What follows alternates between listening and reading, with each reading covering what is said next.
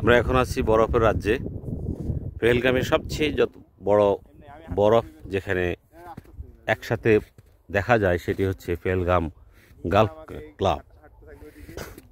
এখানে সাধারণত গল্ফ খেলা হয়, সেটি মার্চ থেকে শুরু হবে খেলা।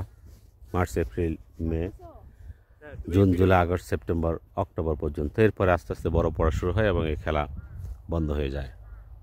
আজকে আমরা সেখানে এসেছি এবং এই বরফের বিস্তীর্ণ বরফ ভূমিতে আমরা হেঁটে চলছি। আমাদের পদচারণায় পায়ের চাপ কিভাবে বরফের উপর পড়েছে দেখুন, জুতার চাপ। এবং এখানে একটা ছোট নদী আছে, নর্দমা আছে, খালের মধ্যে দেখা যাচ্ছে, সেখানে পানি আছে। বরফগুলোর গলে গলে পানির একটা নহর তৈরি হয়েছে এবং এটা আস্তে আস্তে এখান থেকে বেরিয়ে নিচু দিকে চলে গেছে। সমুদ্রভূমি থেকে এটি অন্তত 10 ফিট উপরে, এই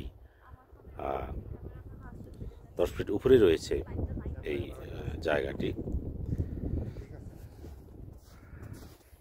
চারিদিকে পাহাড় আর পাহাড়।